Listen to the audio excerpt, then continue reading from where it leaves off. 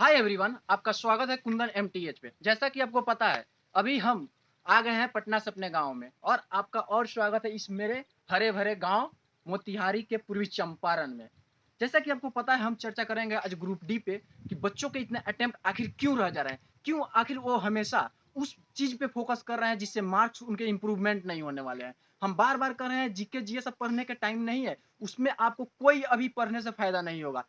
Main आप focus कीजिए reasoning पे। रीजनिंग में आपको पता है कि 4 आ रहे हैं सिटिंग अरेंजमेंट से क्वेश्चन, पजल से आ रहे हैं 3 क्वेश्चन, तो इसका आज क्यों नहीं आप प्रैक्टिस कर रहे हैं? जल्द से जल्द अभी आप तुरंत इसका प्रैक्टिस कर लीजिए। जितना ज्यादा प्रैक्टिस कीजिएगा और ज्यादा आप इंप्रूवमेंट वहां लाएंगे, क्योंकि बिना प्रैक्टिस वहां जाइएगा, प्रैक्टिस कीजिएगा यानी क्वेश्चन सॉल्व कीजिएगा, वो क्वेश्चन आपको फंसा देगा और आसान वाले क्वेश्चन आगे गलती आपसे हो जाएंगे। इसलिए आपसे रिक्वेस्ट है कि आप जब टेस्ट मारे तो उसमें सेक्शन वाइज एक सेक्शन रहता है, उस सेक्शन में जाकर आप केवल पजल और सिटिंग अरेंजमेंट का क्वेश्चन प्रैक्टिस करें और देखिए आपका मार्क्स कैसे इंप्रूवमेंट होता है।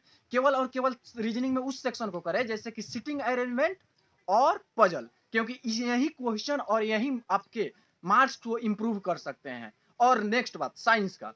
साइंस में अभी बहुत सारे बच्चे बेचैन हो रहे हैं कि बहुत डीपली पूछ रहा है, बहुत डीपली पूछ रहा है। हाँ, डीपली पूछ रहा है, 25 क्वेश्चन में 10 क्वेश्चन डीपली पूछ रहा है, उसमें आपको अब नहीं जाना है, क्योंकि वो रिएक्शन का क्वेश्चन पूछेंगे और अभी आप पढ़ के कुछ नहीं कर सकते हैं। इसलिए आप लोग से रिक्वेस्ट है कि अभी आप साइंस पे फोकस नहीं करें और नहीं जीके पे पढ़े, क्योंकि बाबर आजम और अकबर बाबर का कोई भी नाम का उसमें चर्चा नहीं आ रहा है इतिहास भूगोल का। हाँ, नागरिक का आप फंडामेंटल राइट्स पढ़ ले 12 से 35 तक, और उसके बाद आप पढ़ ले इसमें भाग 1 to 9 तक, इससे क्वेश्चन एक एक रह रहे हैं नागरिक का, सिविक्स का यानी।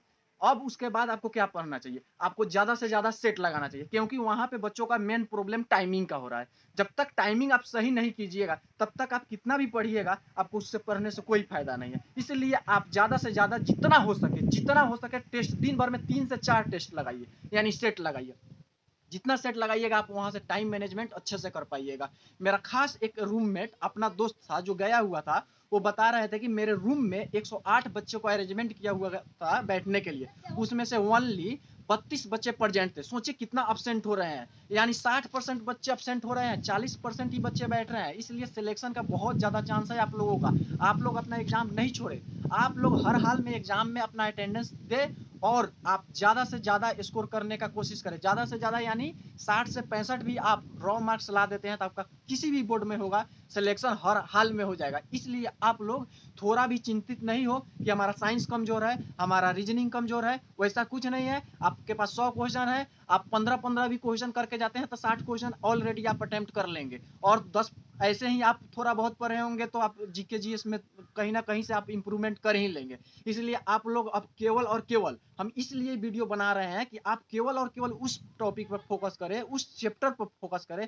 इतने दिनों में जो आपका एग्जाम बचा हुआ है, यानी 10 दिन 15 दिन में आप रीजनिंग का जो सिटिंग अरेंजमेंट का क्वेश्चन बार बार पूछ रहा है और पजल का क्वेश्चन बार बार पूछ रहा है, उसको प्रैक्टिस करके जाएं, ताकि वहां पे आप कम समय में उसको कंप्लीट कर पाए। क्योंकि जब तक आप प्रैक्टिस नहीं करके जाइएगा तब तक कोई भी पजल का क्वेश्चन, कोई भी सिटिंग अरेंजमेंट का क्वेश्चन आप कंप्लीट नहीं कर पाइएगा। यकीन मानिए दोस्तों, ऐसा ऐसा क्वेश्चन पजल का आ रहे हैं जैसे कि मान लीजिए हम बता रहे हैं कि राम पहना हुआ है व्हाइट टी शर्ट और क्रिकेट खेल रहा है, श्याम पहना हुआ है ब्लैक टी शर्ट और वो फुटबॉल खेल रहा है। ऐसे ऐसे क्वेश्चन पजल के डाल रहे हैं, सिटिंग अरेंजमेंट के 4 क्वेश्चन डाल रहे हैं, 2 सिंपल और 2 हार्ड।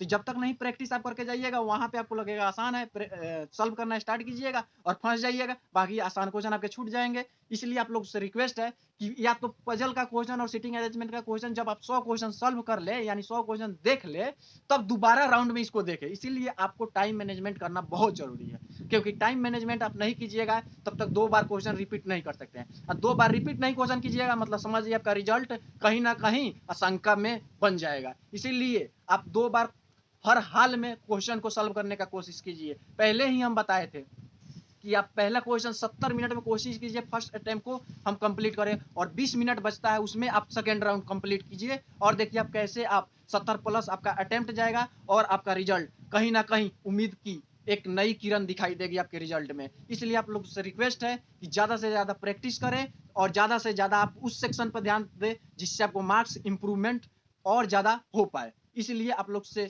अनुरोध लास्ट में हम यही करेंगे कि आप केवल बाकी यूट्यूबर के विषय पर ध्यान मत दें कि क्या चल रहा है नहीं चल रहा है। अब इतने कम दिनों में आप कुछ नहीं कर सकते हैं। लास्ट के समय में आप केवल प्रैक्टिस और प्रैक्टिस कीजिए, प्रैक्टिस के अलावा कुछ मत कीजिए। आप लोग से लास्ट में हम एक बात बताएंगे कि देखिए, हम कुछ दिन पहले फ्लेमिंग का रूल बताए थे, वो फ्लेमिंग का रूल 22 तारीख को, 22 तारीख के सेकेंड शिफ्ट में पूछ लिया है। आप जाके देखिए, नहीं पूछा होगा तो फिर हमसे बताइएगा। हम पहले ही बोले थे कि फ्लेमिंग का रूल हर हाल में पूछेगा, और देखिए पूछ लिया। इसलिए आप लोग से हम बता रहे हैं कि केवल चुनिंदा और चुनिंदा, यानी जो सिलेक्टेड टॉपिक है वही चीज पढ़िए, बाकी ये पढ़ने से कोई बेनिफिट नहीं है। इसलिए लास्ट में हम कहेंगे जय हिंद, जय भारत दोस्तों।